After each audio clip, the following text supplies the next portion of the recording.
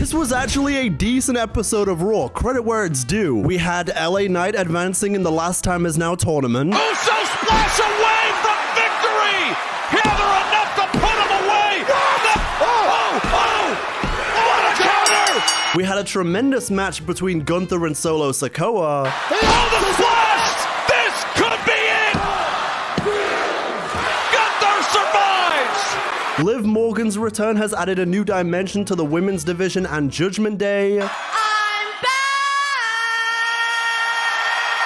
Bron Breakker dropped an all-time promo. I heard all the stories of the greatness of CM Punk, only for me to stand across from him and realize that CM Punk is nothing but a soft-ass bitch! And we had further hints as to who the masked man was at War Games. But maybe bigger than all of that, Nattie Neidhart is coming to Monday Night Raw. Oh my! This is something I cannot express enough excitement about.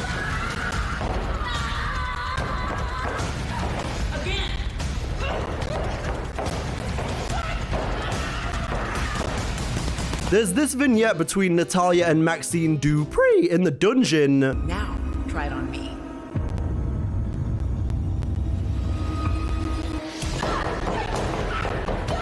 But as you may have noticed, that ain't all sunshines and pink rainbows, Natalya.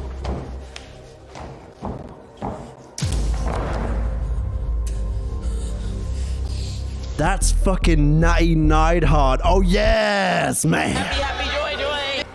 Get out of my ring.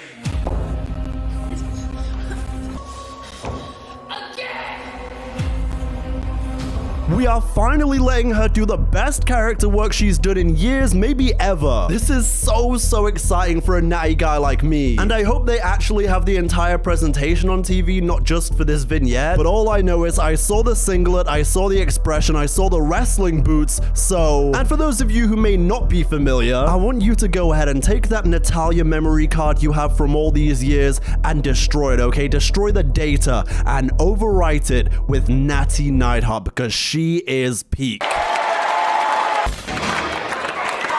Whoa! She ain't doing none of this. Come on, you guys. No, leave that at the fucking dungeon door. But Raw began with Rhea saying that despite the fact they won War Games, and despite the fact they're banged up and Rhea's nose is messed up, it's still not over. So Rhea and Io call out the Kabuki Warriors, but here comes Charlexa. They basically say, y'all are cool, but we never got our rematch. I respect you guys, all right?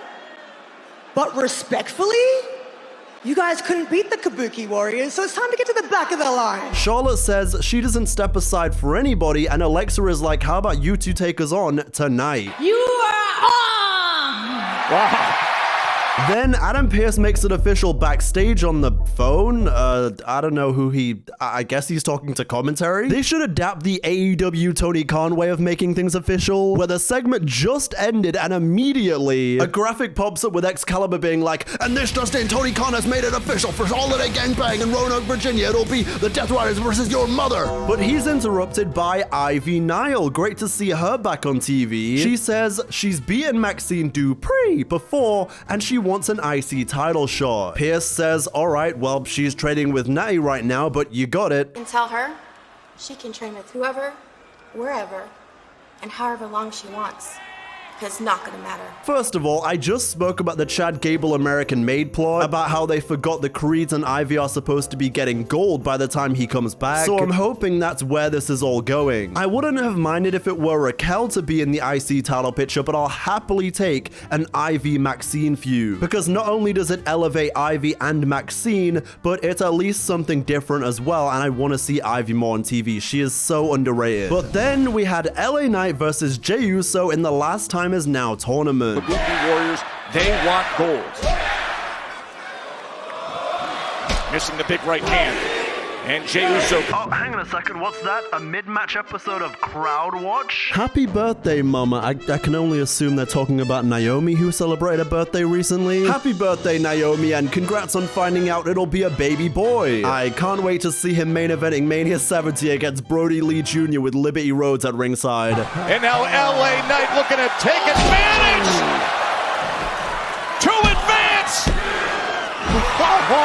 LA Knight connecting with a burning hammer after Jey missed his splash. Here's Jey. Oh, the spear! Right back to it! Hooks the leg. Can he get to the finals? No! Knight kicking out of that, quote, spear. The Mega Star Bots nailing the Mega Ball! Spear again! But then in the end here, Jey hits his splash after another, quote, spear, but Knight counters it into a pin for the win. Uso splash away from victory! Never enough to put him away!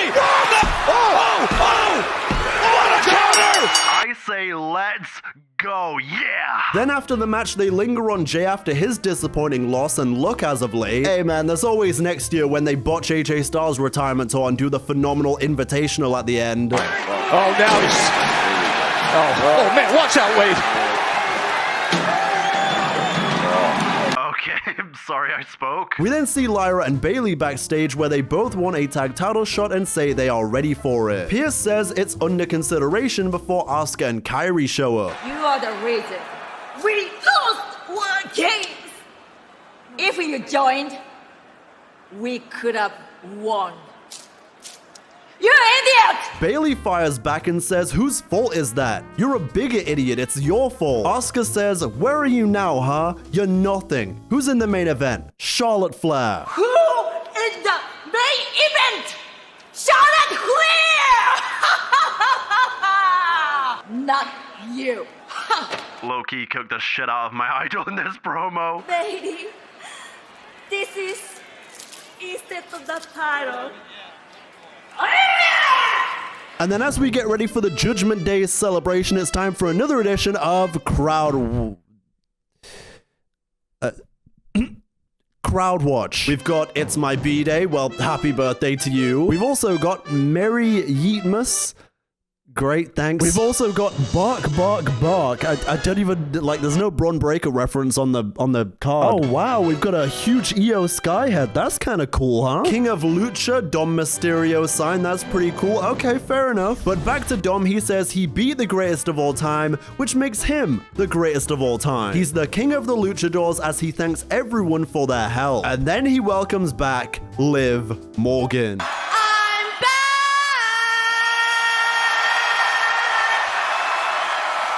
You guys didn't see me coming, did you? No, I know you guys didn't.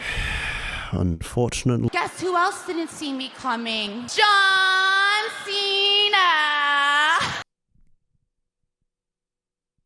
Liv says she's missed everyone, but she's been hearing some things while she's been gone. Like how the Judgment Day is falling apart or that they're weak now. She says that changes now because LIV Morgan is back. One more thing. Ooh.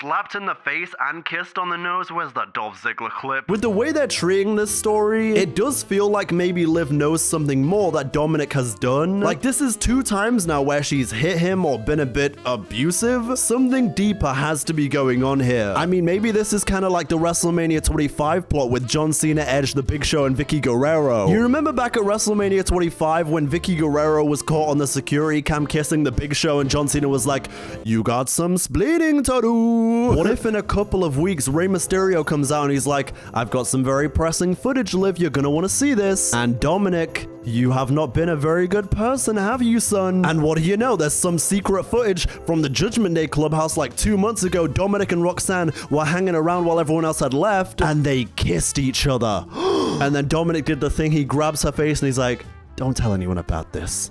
And then Liv, it's gonna zoom in onto Liv's face and she's gonna be like, oh, hell. Or maybe Liv has already seen the footage and she has it already. Then at this point in the show, we of course saw Nattie Neidhart training Maxxine DuPRI. We then see Pearce talking to a referee basically saying, I don't trust Paul Heyman or the Masked Man situation at Survivor Series. So do me a favor. You get done tonight, take a little survey of the locker room. Just keep your ear to the ground. Report back what you hear. We then see Dragon Lee and AJ Styles take on the New Day defending the tag belts. Oh, the double stomp! Oh, right into a Styles clash possibly here! Wow! AJ Lee would retain, but what a fire ending sequence this was. That sequence of a stomp into a clash was unreal, by the way. We then see Stephanie Vaquer, who says the fire is lit and she's ready for all challengers before she's interrupted by LIV Morgan. I just wanted to say that I'm back. Congratulations, by the way.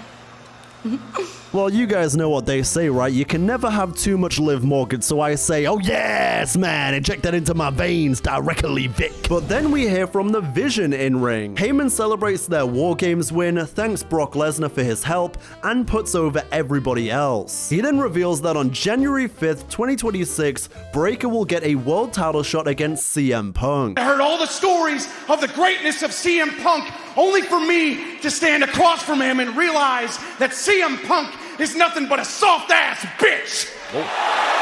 Breakker absolutely goes off on CM Punk here. It's really great stuff. He says he's just another legend living off his past glory like Seth Rollins, a narcissist holding everyone else down. He should be worried about the war going on inside of his own home, that his wife is a bigger star than he is. Oh my gosh. He says Punk tried to take everything away from him, so now he's taking everything away from Punk. Listen to me, Punk! I'm gonna ruin your life! I'm coming for your career! I'm coming for every good memory that these people remember you for. Breakker absolutely cooked on the mic here. Like, I'm sure everyone in the back already knew he was a future world champion, but for me, this promo solidified his future. Well, congratulations on all the success, kid. Let's see if you can cut a promo with the big dogs now. Well, la-di-da. Consider the promo cut! He says when you're staring up at the lights with your beady, stupid eyes and realize you are not even close to the badass Bron Breakker, the real best in the world! Damn! Holy fucking shit, I'm ready. But we then see a very conflicted and upset Jey Uso after his loss. Heck, I don't give a damn about no Bron Breakker, a damn about no Vision right now. A lot of people in my head, they need to get out. I know the only person to blame is a man looking back in the mirror. This, again, was really compelling and might be something interesting going forward. Roman said it best. Them titles look best on his shoulders. And not mine. Then we transition to the Last Time Is Now tournament for Solo versus Gunther. Center of the ring. Both a couple of powerhouses made of granite. These two big meaty men slapped meat, and we even got a tease between Tala and Gunther staring each other down. But overall, I thought this was a really fantastic match. Oh!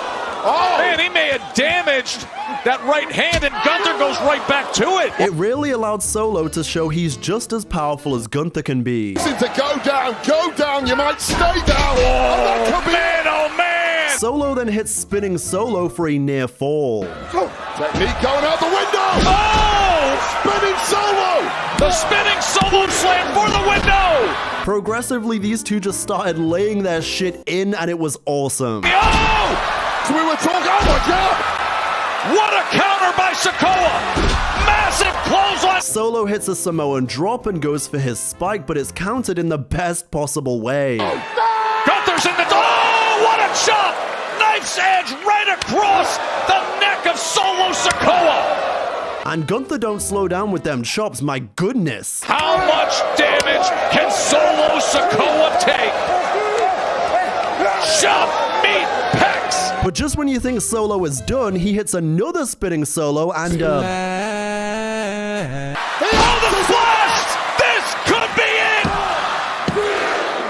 Gunther survives! Gunther then hits a sweet German suplex, but Solo pulls off the padding of the top rope. Then Tala Tonga gets hit off the apron, but the referee's back is turned as he's fixing said padding, so Tala boots Gunther. And they go too far because the referee sees them and he's audibly like, "You think I'm stupid?" So Gunther naturally kicks Tala in his Samoan balls. And then he says, what the hell, you buy one, you get one free. Low blow, and again! Blow. First of all, oh, what a power bomb! To advance! He does it! Gunther advances to face LA Knight in the finals. This was easily one of my favorite matches in the entire tournament. It was really strong. For sure one of my favorite matches Solo has ever had. And I'm pleasantly surprised they didn't just have the Wyatts screw over Solo. They just let them wrestle with, well, minimal shenanigans. LA Knight comes out and says, it doesn't matter what you do tonight or next week. I wish you the best, but I'm winning the whole damn thing. Yeah. Then we go backstage where the referee from earlier is feeding back to Pearce. His side quest has concluded that nobody saw anyone else except for Seth Rollins. To which I go ahead and say, I know he swerved us earlier this year, but come on, guys. There's no way that you think that guy in the cage was the same build as Seth freaking Rollins. Styles and Lee come up and say they want to defend these belts again next week. Great to see fighting tag champions having great matches on Raw, by the way. They want the War Raiders because they never got their rematch, and it is made official. Why do the War Raiders have a chance at the title? They haven't earned it. We earned it.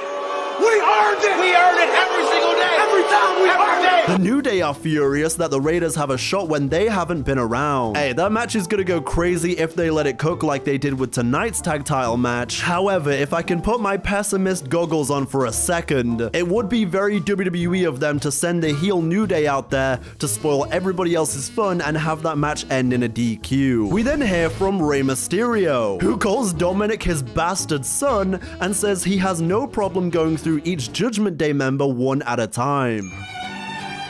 Logan Paul interrupts as Jackie hints at Rey holding the IC title again, to which Rey says, well, if it isn't the guy who's more of an ass than my son. Logan says, the title belongs to the Vision, you deadbeat. You need to step down, or else who's gonna stop me?